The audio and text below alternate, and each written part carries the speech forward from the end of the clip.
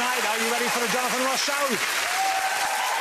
Let's have a look in the green room. My first guest is the Diamond Geezer landlord of the Queen Vic. It's Danny Dyer, ladies and gentlemen. Big Danny in the house. Hello, Danny. Good evening, sir. All right, mate, sweet. Yes, whatever that meant. My next guest was Queen to a King, but not just any king. The King of Rock and Roll. It's the one, the only. Priscilla Presley, ladies and gentlemen. Hello, Priscilla. Gorgeous to see you again. Now, of course, the King of Rock and Roll is sadly no longer with us, but there was a pretender to the throne who borrowed his name and who has gone on to be one of the most talented and successful musicians this country has ever produced. I adore his music. It's Elvis Costello. Hey, Elvis. He wears the hat very well. And we are joined by one of the best young comedians in the country, Mr. Rob Beckett, ladies and gentlemen. There he is. Hey. Young Rob, looking shiny, popping.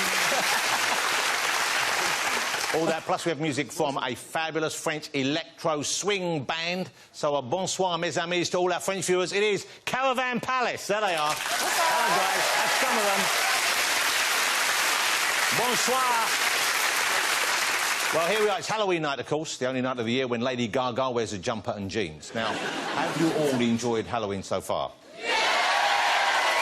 Of course, there have been the usual Halloween troublemakers this year. Shopkeepers have been urged to turn away people trying to buy suspicious quantities of flour and eggs to ruin our evening. I think you know the kind of culprits. But there's something about Halloween this year that's making me a little bit angry, ladies and gentlemen, which is that I think it should be fun. It should all be about hell and damnation and torture and stuff like that, OK? But some people are trying to sex it up. I hate the sexy Halloween costumes. Let me show you what I mean. This is one of the most popular costumes for this year's Halloween. In America, at least, it's the Donald Trump outfit, OK? Because, you know, he's running, he wants to be president. Here is the American presidential hopeful in real life, of course, OK? Pretty gruesome as he is. He looks like a suntanned Freddy Krueger, doesn't he? But that's what he looks like. This is what the Halloween Donald Trump outfit looks like that you can buy. That's just confusing, isn't it? I think I feel an election coming on.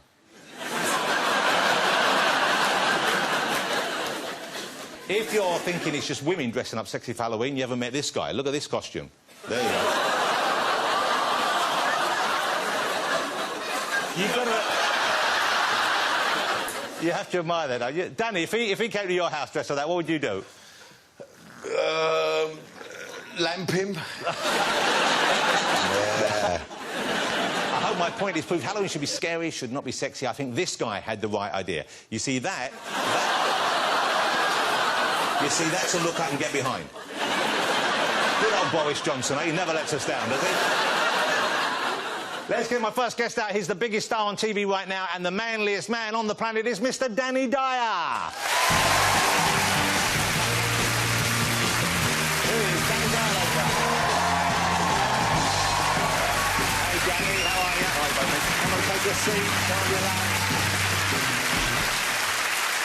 Good to see you, Danny. Oh, lovely to be here. Would it be fair to say, and I think it would, 2 years ago you joined EastEnders? Yeah. OK, changed your life. It's changed your life pretty much completely? Yeah. No, it's been a long old 2 years, I'll tell you that now. Yeah, yeah. But it's been great for me. No, I think it's worked well for both of us. Yeah. I think the show's turned around, and I think that they've given me some real gifts as an actor. But yeah, 2 years. I think I've done 300 and something odd episodes. So when you went to the audition, what was the audition like? Did you think you'd nailed it? I didn't have an audition. They rang me up by the touch. Yeah. Wow. They rang me up and said, "Listen, we want you to come into the show, take over the Queen Vic."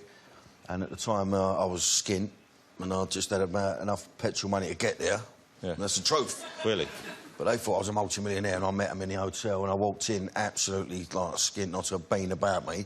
I thought, I hope they don't ask me to get them a lager, because I ain't got no fucking dough. And they sat me in a throne and told me how great I was. He said, "We want you to come in, take over the Vic, and, you know, you're going to have a really big storyline about having a gay son and all this stuff." And it was like, wow, I sat there and thought, I want to do a cartwheel in front of them. I thought, play it down. Yeah, yeah. Don't shoot your bolt too early, you know what I mean? And I went, I'll think about it. And then I walked out and I've done a couple of backflips. Wow, so you made it that cool? You made it seem like it wasn't... Oh, yeah, no, I played it right down, yeah. Why? Well, I didn't want to look desperate. Yeah. And I was desperate, you know what I mean? So, now, I don't know if this is true. I read something about because you're now filming the Christmas special. So you're a few months ahead on EastEnders. Yeah, they were always, yeah. I don't want to give you anything away, but I read, and I didn't know whether this was a joke or not, one of the producers said there's a special storyline going on. They've had you fitted for a wetsuit. Was that a joke by them, or was that a joke? No, I'm not allowed to give nothing too much away. But yeah, no, it's a big wedding. So they said, listen, we're going to leave you this Christmas. Last Christmas we put it on you. I thought, touch, bit of a rest. But New Year's Day, I thought, oh, here we go. Right. Now the wedding. Yeah. It's an EastEnders wedding, isn't it? Yeah. So it's fact straight away. It's not going to be happy. Nah. No. But it's again, it's another gift for me as an actor. It's a great. Yeah. I wish I could declare a lot.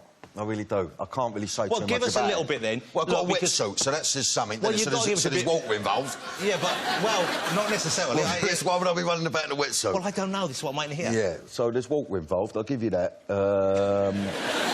It goes a bit bandy.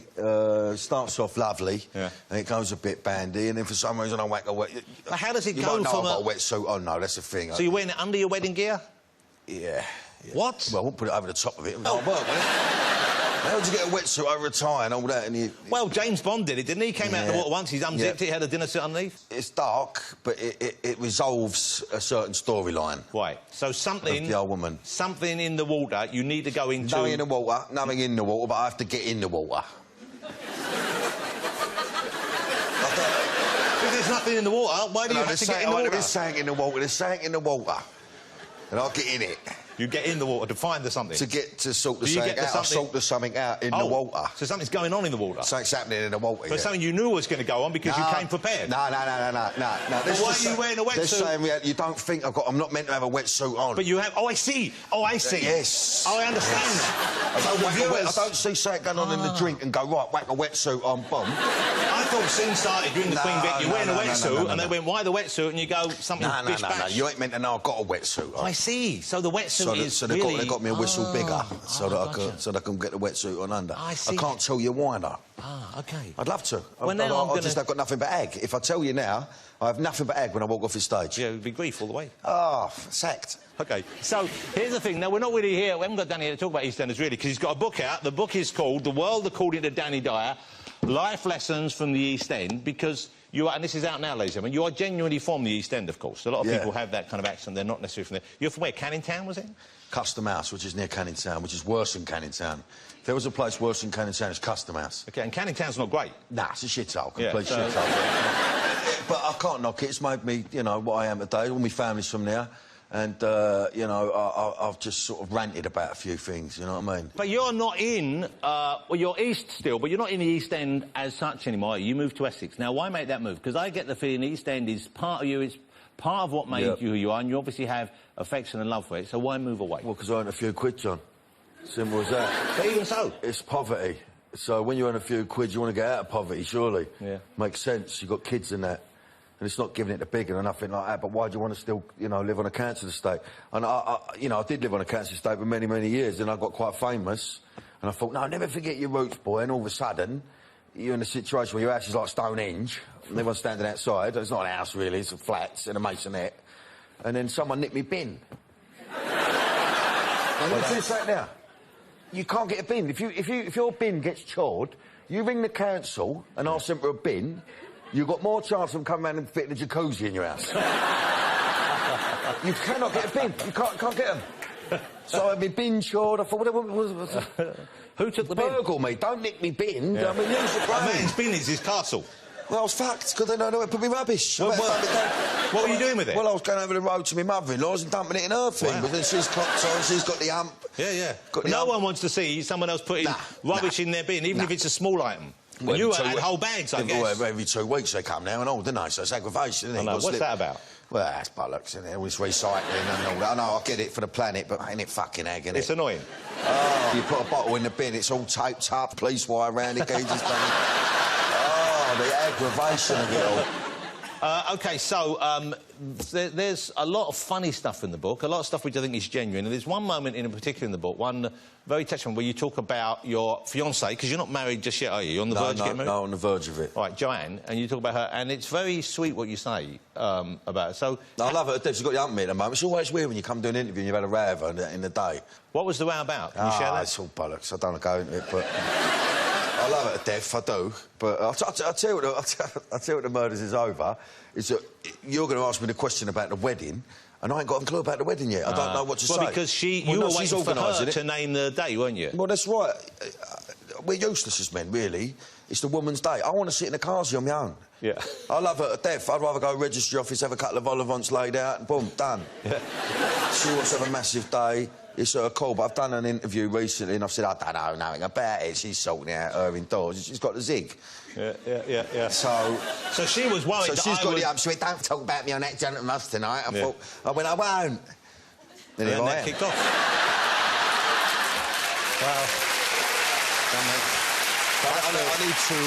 I feel bad now. No, I need to make it... I need to... I don't Well, fall but out. you see... I'm petrified of the bird. But what you're saying there about that, the two of you met... Am I right, you met at drama school?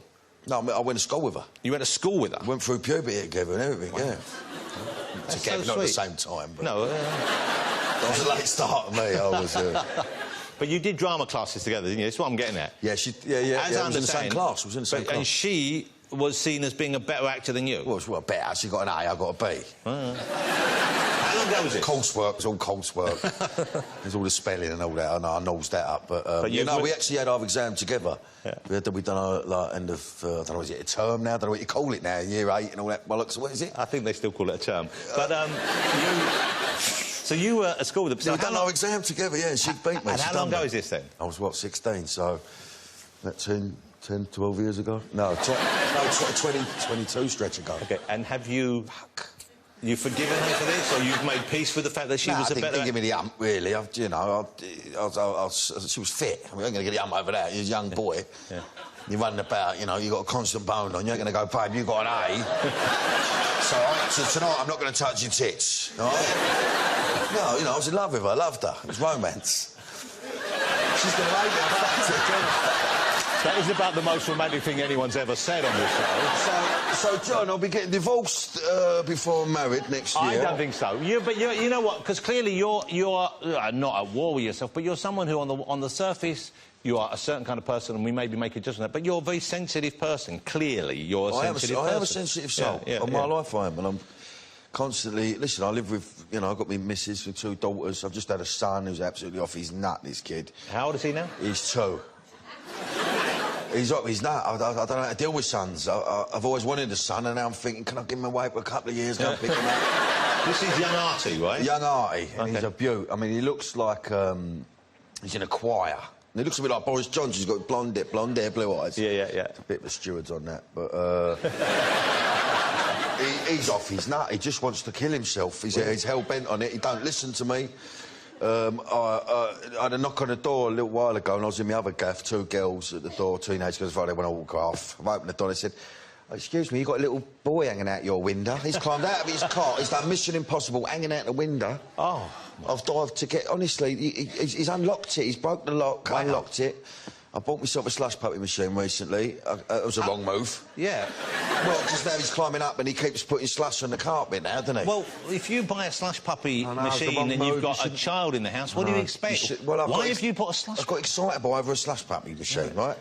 You can't... I don't think you should be able to have slush puppies when you want. I think it should be a treat. Yeah. The world agrees with you. That's why none of us have got one in our house. Oh, I've done it now, haven't I? I can't buy one and show the kids and then take it away from them. Yeah. But so the other morning, I thought I was being burgled. I could hear noise down. I thought, what's going on here? Anyway, I thought, you turn it off overnight. It's slush puppy machine. It's a bollocks. It's not noisy. It's like a tank, right? I've heard it's gone on. I thought, well, it can't be a burglar. They wouldn't put the slush puppy machine on, would they? I've gone down. He's down there doing himself a slush puppy. 2 years of age. Slush puppy daddy, slush puppy... Not only that, he's put the blue in with the red. It was driving me mad. I said, get a bed. OK. Well, he's... Good dad, mate. You know, I imagine... Can I guess? I'm just guessing here. I imagine young Danny, when you were 2 or 3, you were probably not the most calm. I bet you were... he's calm, mate. He is absolutely... He's calmer, to be fair. He's a beaut, though. I love my kids to death, but... The whole son thing's a whole new... the slush puppy thing, I'm not trying to plug slush puppy, I'm just saying, come home the other day... Well, don't worry, because none of us are going to buy a machine anyway. I came home the other day and I said to my 8-year-old daughter, she had a slush puppy in her hand, I said, how many you had? She said, 9. Off a nut on slush. It's like, it's got to go, it's got to go, this machine. I want that phrase to be remembered, off her nut on slush. She was off her head on slush, but she had 9 slush puppies in the day, treat them to a bag of chips and a slush. OK, we should point out other soft drinks are available. You know, but the big news, we're going to move on a minute. I want to check one thing backstage, because Priscilla, I wonder if Miss Presley is back there. Miss Presley, have you understood much of what Danny said? Nothing. OK. OK, well, Priscilla, we'll translate when you're out here. Thank you. The big news of this week has been the James Bond movie, of course. Yeah. There's talk about whether or not Daniel Craig will be doing any more. Various names have been thrown into the ring. People have talked about whether we should have a Bond of colour, whether we should have a female Bond, whether one of our current male actors should be a Bond. Your name, I don't think, has come up. I haven't seen your name on the list. But I think you would be a good Bond, and I wonder whether you would be interested in that, whether you've thought about that. I would love to do Bond, of course I would. The thing is, my odds at the betting shop is that Emily Blunt's better odds than me. To become the next Bond, so it's a bit of a kick out the bollocks, really, you know what I mean? Why can't we have a Cockney Bond? Well, would you do him as a Cockney? Of course I would. Well, let's play a scene here. So I'm Blofeld. I kind of go, Mr. Bond. What?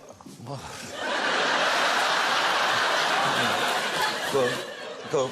I have been expecting you, Mr. Bond. Yeah, I know, I've had my eye on you, I'm a spy, I can see you. I like this Bond, he gets straight to the point. Danny Dyer, ladies and gentlemen. Danny, that was great, thank you, very funny. Danny Dyer. OK, don't go away, because still to come on the show, we've got Priscilla Presley, Rob Beckett, Elvis Costello and electro-pop group Caravan Palace, so don't go anywhere.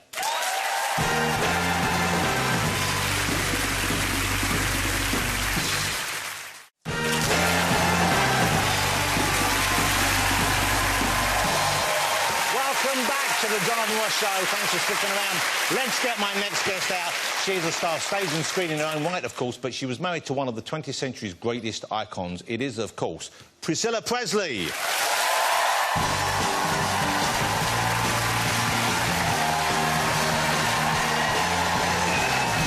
Hi, Priscilla. Lovely to see you again. Come on in.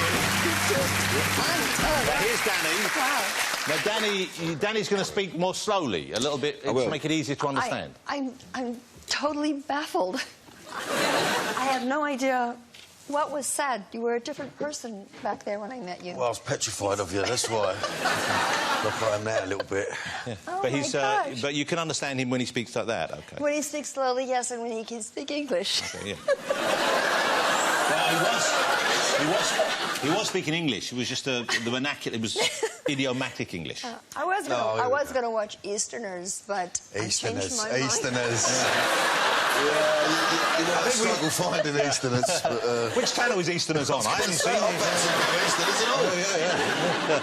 Yeah. OK, so we mentioned Halloween earlier on, of course. Very, very different, the level it's celebrated in the USA to the UK. But I read somewhere, I don't know if it's true, that you and Elvis, you did go out in special costumes one year. Yes. Yes, we actually, as a joke, because I had a couple of wigs, and at that time I had a granny outfit, and he had this idea that the two of us could go to his father's house, who lived right off the property, and pretend we were older people. So he had a cane, he had a wig, I had a wig on, and he dressed in overalls. And we went around to the front of the house and we rang the bell. We had little bags, and he had glasses on, I had glasses on my nose. I mean, we were really characters, right? So we rang the bell, and his dad opened the door, and of course he was way down, and you know, couldn't really see his face. And his father's looking, and he says, you know, something like, "What are you two old people doing here trick-or-treating?" You know. So of course that you know, cracked Elvis up, and he says, "Who are you? Stand up." So, I mean, he wasn't really into Halloween, and he was gone most of the time. But that wasn't really a tradition that he kept up in any way. No. Obviously, you've been asked about him all your life. You know, you were with him when you became a young woman. You married him, and you were only with him for 6 years, man and wife. No, but we were together way before that. You know, I was with him when I was, well, 16, 17, 18, 19, and then we married at 21, and on. But since you divorced, I guess people have always asked you about him. Are there things that you haven't said much? Are there things we still haven't heard? What things about his personal... Something you could share with us that maybe people don't know about him yet? Oh, my gosh, I think that they know so much about him. I was thinking about that. And one of the things that Elvis did, first of all, when he was young, he never liked to go to people's homes or eat, because he didn't like eating with other people's silverware. so he would take his own silverware. And he didn't like drinking out of cups that other people had drank out of, even restaurants or other homes. So when he drank, he would drink where the handle was, so knowing that no one would ever drink at that side. So he'd have the... Oh, we got a cup... So he'd have the cup like that, or he'd drink out the top of it like that? Well, he did it. It looked better when he did it. Let's do the mug thing. I want to see how Elvis drank with the mug. So this would be the mug. So you'd give this to Elvis. So say you came to my house. Anyway, yeah. I go, Elvis, here's your tea you asked for. Yes, and he'd take it. OK. And he'd go to take a sip, and he'd hold it very politely, you know, and then we would take it. He would stick it like this. But would he wait till you looked away? Because you might say, what's wrong with the mug? No, nobody would pick up on that, really. So you'd always drink that way? Always, yeah. But wouldn't you burn your lip? I imagine you burn your lip. Oh, you'd burn your lip if you did it the other way. You go, oh, I burned my lip on the cover. Please don't do that. OK, I'll never do that in front of you again. You want to try the... Don't do it in front of anybody. OK, now, how does it feel for you? This is what I'm curious about, Priscilla, because you're a person in your own right. You've had a career over and above your time with Elvis, and yet still, to an extent, and this is on us, not on you, he defines you in our eyes. We think of you and we think of him always. So I'm not saying you're in his shadow, but it must be a peculiar experience knowing that whenever people talk to you, most of the time they want to get to talking about Elvis as well. Is that... Right. How has that been for you? Well, at first it was very difficult because you know, to always be associated to someone, you start losing yourself and who you are. People always wanted to know, and still do actually, want to know about him. And I do understand it a lot better now than I did, let's say, when I was younger. I was kind of lost, really, in who I was, you know, early in my life. I really didn't have a teenage years. You know, I learned so much about him and was with him so much that I thought the way he did. You know, I knew what he liked, what he didn't like. I knew his thoughts. I knew everything as far as you couldn't possibly do when you lived together at such a young age. So I think that's really why people, you know, ask me so many questions. And I'm much more comfortable with it now because I am my own person in my own right now, so I'm able to share that. You were close after the divorce, I understand. Obviously, you had a child together, so that's going to be... Well, we were close, too, because we liked each other. Yeah. So in the final years, when we saw him, and he was clearly a bit of a lost soul. You know, he was I don't know if he was on his way back to finding his way back to who he was, but for us to watch that, and I was a fan, and I think you know that, so many of us were, but that was a hard thing for us to watch. It must have been almost impossible for you to see him in that state. It was difficult. Elvis did get a little bit lost, and basically he felt he was getting older. He had a lot of issues that he was dealing with. He became more isolated, and it was difficult, yeah. Did he reach out to you? Did you reach out to him in that phase? Yes, we talked. In fact, we talked a few days before he passed, which was very hard. Asking if he was okay and if he was able to, you know, if he was excited about going on tour. And he was. He loved work, but he was dealing with a lot of issues. It wasn't easy. And did you must have had a sense that something was still wrong? I did.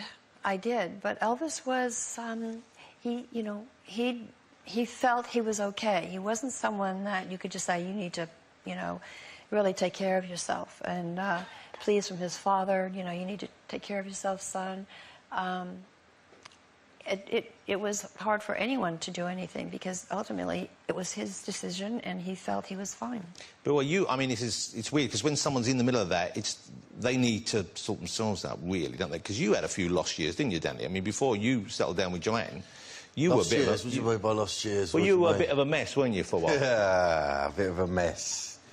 Rip the arse out of it for a bit, yeah. That means he lived life to the very fullest. Yeah. I'll translate. Yeah. Is that a mess, though? I mean, I think you must have felt... You weren't happy, were you, Danny? Nah, you thought you were? You're young, you got to discover, you know, your way through life, and... Your parameters. Took a bit of a mad path. But some fucking good times as well, though, John. I mean... He enjoyed the experience, although he now looks back with a modicum of remorse. So you've got an album here, there's an album out, which is called If I Can Dream, and this is Elvis singing, obviously, is not new recordings. It's Elvis recordings from yesteryear, but they've been set and backed by an actual full orchestra. The Royal Philharmonic Orchestra. For the first time ever, this is his voice with the full orchestra. Yes, full. And is this something he would have done, do you think, or would have wanted to do if he had lived? Absolutely, absolutely. This is what he wanted to do. And by the way, this is still his backup band. It's still the backup singers. This is just enhancing and embellishing a bigger sound, a full sound of which he always wanted. Well, it is a beautiful album. I mean, if you're a fan of Elvis, but even if you're not, you know, it's just incredible singing with beautiful backing. We called it at Abbey Road Studios, I believe, That's right, the yes. orchestra. And you chose these tracks in particular for Producer this Don Reedman and myself chose the tracks, and it's so diverse, and just these are songs that he loved, that he basically chose, or that he covered. Well, the song I particularly love, and this is a song I've always loved by him, and you do a version here which is just incredible, American Trilogy. Yes. Which I think was one of his favourites as well, wasn't it, to perform? Yes, I brought that song to him.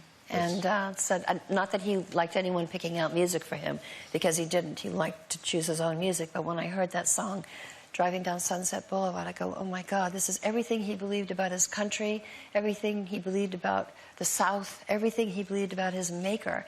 So I got the song and then brought it to him. Didn't want to say, this is what you need to do, because he didn't like that. That would have not worked. That would have not worked. You didn't ever say that to him. So I just said, you might want to listen to this, because it's really an amazing song. Joanna Lumley came out to visit you. Joanna Lumley, we all know and love Joanna Lumley. I don't know whether you were particularly familiar with Joanna Lumley before she visited. No, not that well, no. She came to Graceland because she was an Elvis fan back in the day, and she wanted to sort of find out where he'd come from, what he was and what he meant to people. And she filmed with you at the house. And that must be strange for you, showing people around the house who want to see. I know you don't do the actual tour. I did that day. Yeah, but you don't often, no, do you? Don't, so don't go expecting Priscilla when you go see Graceland, because you'd be exhausted, wouldn't you? But you showed her around, and that must be strange for you, because the memories that exist there must still resonate for you, I imagine. Yes, it does. In fact, she was very lovely, by the way. I mean, she was so respectful, she was funny, she was so charming. I really liked her a lot. I was also with her at Abbey Road Studios, and she was there sitting and listening to some of the music as well. That documentary actually is coming out this coming week. Yeah, it's this Wednesday on ITV, and it's a charming, very, very informative and entertaining. But it's a very personal kind of approach. Very personal. Have you seen it? Yeah, I've seen it. Yeah, it is very personal, and she asked such great questions. Wanted to know all about him, and well, the said, questions I'm sure were fine, but some of us, you know, I'm sure they weren't as good as a professional would do. OK, now, there's been a big exhibition on at the O2 Centre here in London, and it's on until January. Incredible artefacts from the huge, I guess the vaults. huge, you call it the vaults of Elvis memorabilia and personal items and stuff. I don't know how many items there are there, but we have... 2 million. Wow. Not at the O2, but in our You've got vaults. 2 million in the vaults? 2 million artefacts, yes. Wow. And so, obviously, they have genuine historical value, and they also have value to the fans over and above that. And we have something special here, which I'm going to show you, which Priscilla has kindly arranged for us to have out here. So maybe you can tell us... I have to put these gloves on to handle it. They told me it wasn't anything personal, but I noticed Danny was having a feel with that one earlier. OK, let's have a look at this, because this is why I have to wear the gloves. This is gold-plated. Is diamonds, sapphires and rubies, or just... Diamonds and sapphires. Wow. OK, so... And this is rubies, yes, considered priceless, because this was worn by Elvis. It was a gift to Elvis, certainly. Yes, it was a gift by the International Hotel. He had smashed all of the attendance in all of Las Vegas. And I think it was like somewhere around 114,000 attended his show in 1969. And so where would you keep this sort of stuff in the house? Would this be on display, or would this be tucked away in the drawer? We had, yes, he had a place that he would have it. I mean, he kept it among his things. He was very proud of it, and he wore it on occasion. I mean, it's very heavy, and this will be on display, actually. So it's one of the most requested... It weighs... Angie? Let's put it down here. He needs help. In so many ways, Priscilla. OK, put her down there. That's fabulous. Ladies and gentlemen, I think you'll agree she's a spectacular guest, or charming company, Priscilla Presley. Thank you so much. Thank you. Still to come here on the show, comedian Rob Beckett, and I'll be taking to the musical legend that is Elvis Costello. See you after the break.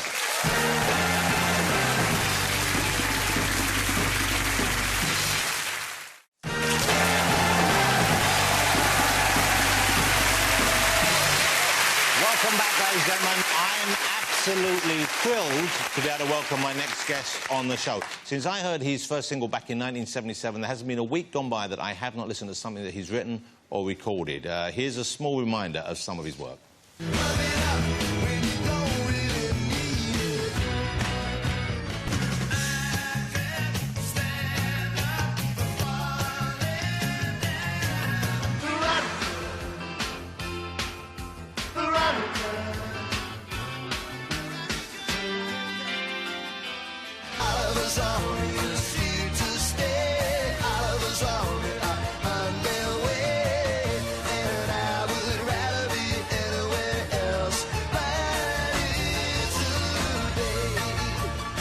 Please welcome Mr. Elvis Costello.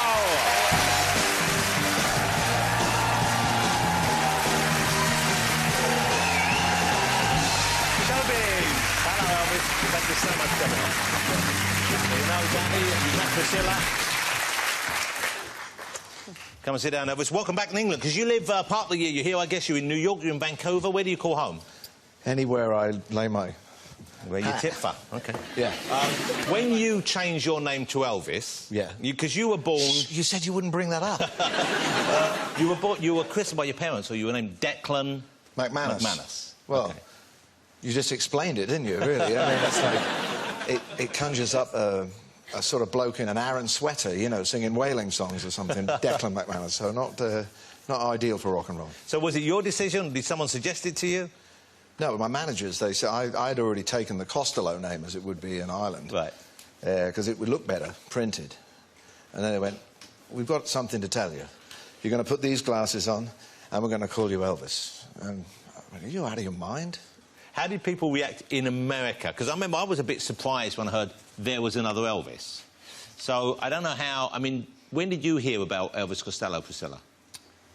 About 10 minutes ago. Oh, my gosh. It was years ago I heard of him. And did you think, OK, this is a weird coincidence, or do you think this is a bit cheeky?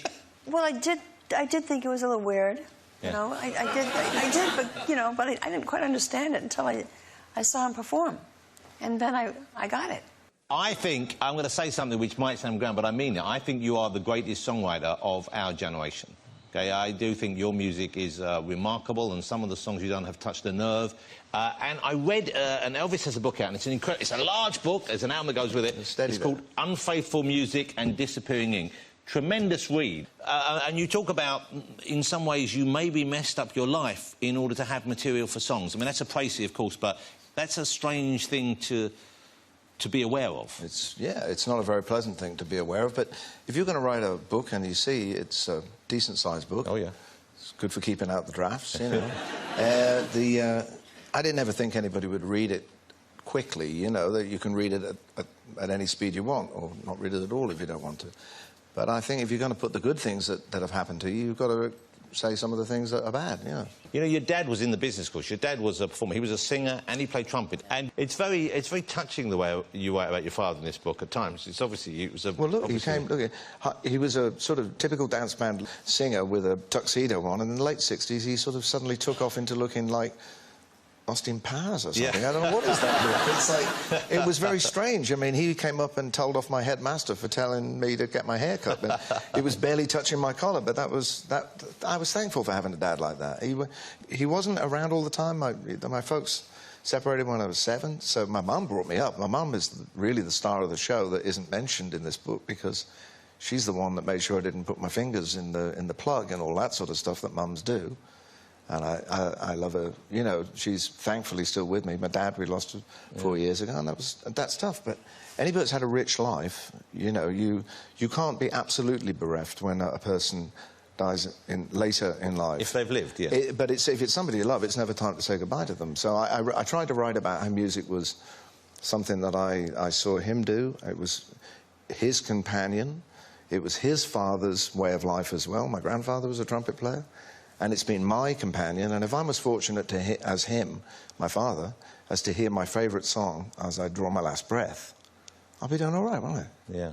Yeah. You know, I was lucky enough to have your wife on the show.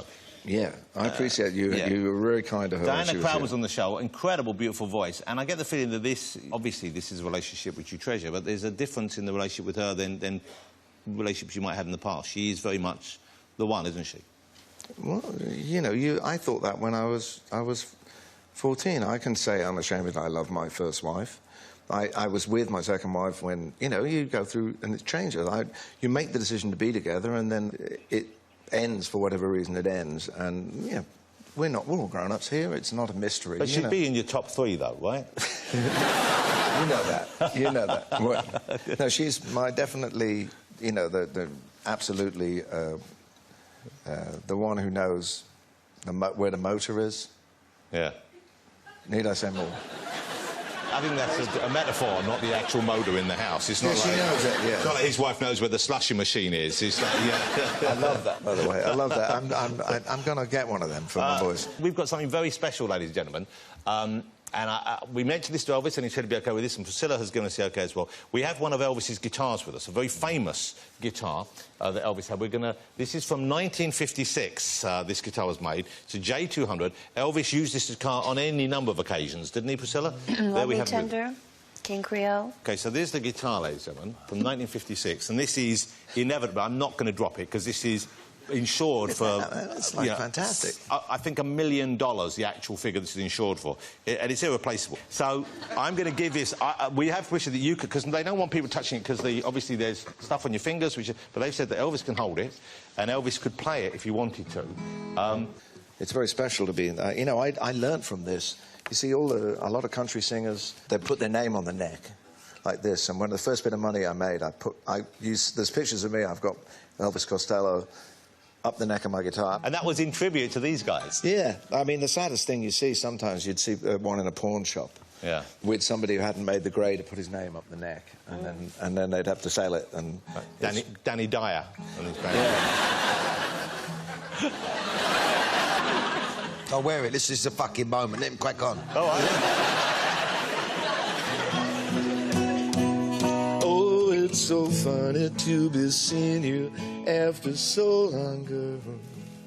With the way you look, I understand that you were not impressed. I heard you let that little friend of mine take off your party dress. I'm not gonna get too sentimental like those other sticky valentines, 'cause I don't know if you were loving somebody. I only know it isn't mine. Oh, Allison, I know this world is killing you, Allison. My aim is true. My aim is true.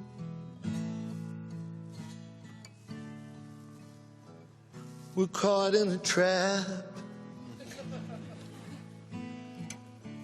I can't walk out.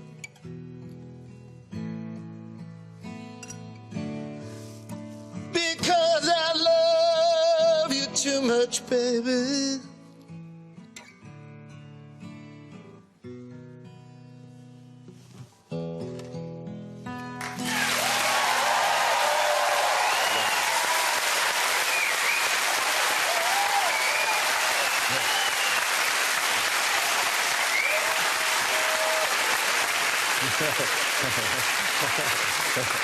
You got it? Don't drop it. Wow, ladies and gentlemen, how good was that? Mr. Elvis Costello! Elvis, that was spectacular. Wow. Wow.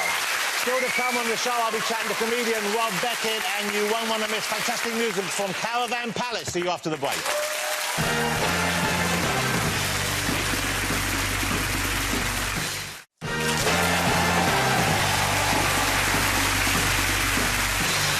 Welcome back to the Jonathan Ross Show. Let's get my final guest out this evening. He's one of the fastest rising stars in British comedy on stage and on TV. It's the very funny Mr. Rob Beckett, ladies and gentlemen.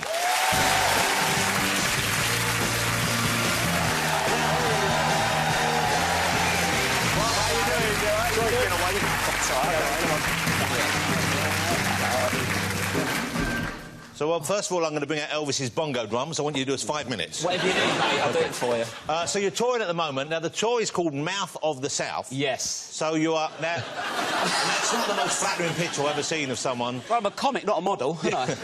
But you seem to be drawing attention to your teeth. Yeah, well, they sort of do it themselves, Yeah. so I have to sort of jump on the bandwagon, really. Sort of, my teeth have got the career and I'm just on for the ride. So you're just getting in first before other people do? Yeah, basically. I get a lot of grief for my teeth and my mouth. I can't help it. Like, Right. my mum drank a lot of milk when she was pregnant. And my dad's an horse, so... That's all I got left with. Yeah, well... So when did you get into comedy? What prompted you? Why did you decide? Because you came to it comparatively late, didn't you? You weren't someone doing it when you were 18, 19? At 23 I started. OK. But yeah, I wasn't good at anything. And then I used to go comedy a lot. OK. And I saw someone on stage and they were rubbish and I thought, I can't be as bad as them. Yeah. And I got on and I was, but I got a bit better. So what did you do before comedy? You said you weren't good at anything. What jobs did you try your hand I've at? done loads of stuff. I was a cricket steward. I used to work at a flower market, Columbia Road Flower Market, selling bags of compost in the street. I used to sell bags of shit in the street. Well, I'm sure, you know, it's... And I sold some. I was all right at it. What was your patter? Bag of shit. 4 quid. So you didn't try and sugarcoat it at all? You just went out there with the product? you can't do that. If it's a bag of shit, it's a bag of shit, Yeah, Jonathan, yeah, isn't it? OK. So congratulations in order, Rob. You're a married man now. When did you get married? A year ago. OK, so a year ago. And you're expecting your first child now? Yes, I'm going to be a dad. Wow. Well, congratulations. Thank you That's very lovely. much. When your wife told you the news, this was a planned thing, was it, I'm imagining? Well, right, we got married in October. The plan was to try a year after, so have a year sort of being married. Yeah. Right, so March... So about 4 months afterwards, she told me, like, I'd just done Sunday night at the Palladium, and I come off and I was all like that. She told me in the corridors of the Palladium, and the adrenaline I had then, and then I did what any self-respecting man would do, and then went out on the drink for about 2 days. Right. Just to cope with it, really. And when you decided to break the news, who did you tell first? Your mum, your dad, her parents? Who did you talk to first? Peter Crouch. The footballer Peter Crouch? I knew he was going to do this to me, because I've not told her this. Basically, we got to keep it a secret for like 3 months, didn't you, when you first... Yeah, you're being cautious, because you want to make sure, yeah. Yeah, so what happened was, I was being cautious, but I was quite stressed. So I did this TV show thing, and Peter Crouch was on it, and he went, do you want to go out for a few drinks? Yeah. I was like, yeah. And then it was 5 in the morning, and I just went, Peter, I'm going to be a dad. And no one else knew, apart from me, Peter Crouch, and my wife. And she don't know that, now I'm going to be in trouble. OK, we've got quite a lot of Londoners here, because even though I always think of you being Liverpool in a way, Elvis, but you were born in London, weren't you? Born in Paddington. But, OK, but you're from a slightly more problematic part of London. Yeah, I'm South East London. So people might think I'm East or Essex, but it's just how we speak in South East London. Yeah. It's sort of Essexy, though, isn't it? Well, no. It's not, is it? It's in South East London. It's a different place. Close. Yeah. So's the Thames, but I don't sound like a fish. OK. Your wife, is she from the same background? Is she from the same neighbourhood? No, she sort of is. She's sort of South East London towards, like, posh bit of Bickley, Bromley. But her family is so posh. I'm so out me there. Well, she's very middle class. She used to be upper class until we got together. Right. But I had to go round her house for Christmas. Goose, they're knocking out a goose at Christmas. Wow. Oh, that is the posh thing to do, isn't it? Right. Goose at Christmas instead of turkey. But this gets worse, right? Christmas presents, right? After dinner. Oh. Scum. So not in the morning when you first wake up? No. Oh. In our house, we have them on the staircase. Yeah. No big fry-up, like big breakfast or anything. They do coffee and a croissant at 10:15. Wow. I've been up since 6, done 2 selection boxes. I'm off my head on sugar. The worst bit, though, right, I nearly kicked off about this. Christmas dinner, no roast potatoes. No. Oh, that got an actual gasp of shock. This is my life, this. Yeah. No roast potatoes. Why not? Mash. Oh, that's ridiculous. And then he shut an Araga. Yeah. Oh, brilliant. That's the original dirty protest, isn't it? I do love her, though. I do get on with them, don't I? OK, you're on the show because you're a very funny guy, and I'm thrilled you're here, and he's been a lovely guest, hasn't he, ladies and gentlemen? A very funny guest. But there's apparently, OK, and forgive me for doing this, but I like a bit of variety in my life, and I believe that there is a bizarre trick that you can do. Don't make me do if this. Pressed. Well, I'm going to ask... I know what you're going to say. Well, it's the oddest thing I've ever heard in my life. Do you know what I'm talking about? Yes, I know what you're going to say. I OK. can sense what you're going to get out under there. OK, I'm going to get these out, ladies and gentlemen. Now, some people groaned. It's not that. Right? Will you tell them what apparently you can do with these? I can peel a banana with my feet. Mate, this is not fair. He's just played Elvis's guitar. Well... I'm showing out bananas in After two. you peel the banana. would you mind slipping your shoes off for this experiment? I need both feet out. I imagine so. Can't do it one-handed. That's next year. Wow, that'd be incredible. All right. Glad I put nice socks on. OK, OK. It's a mad trotter, though. That's a mad trotter. It's a to be big- fair already, I love feeling it. It's a mad trotter. It is a little, it's a little... Don't let go like that, look. Oh, you've all seen a foot before. Yeah, but never like that. OK, here we go. Let's have some music, ladies and gentlemen, to peel bananas by. And Rob, take it away.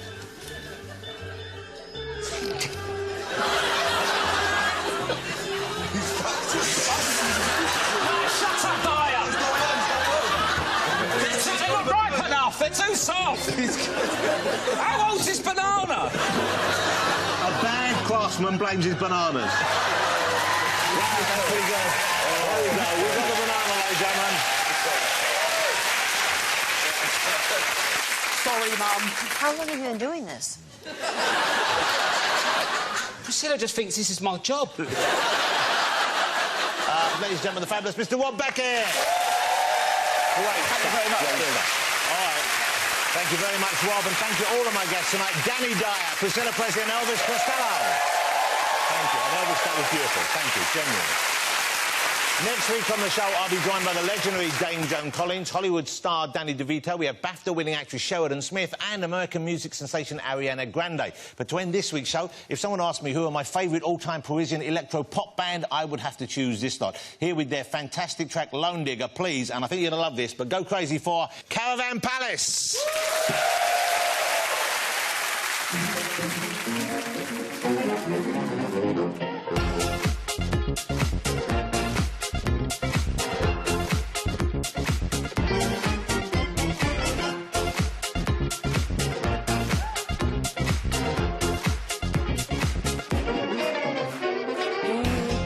What you thinking? Leave that record spinning. You'll feel the rhythm going.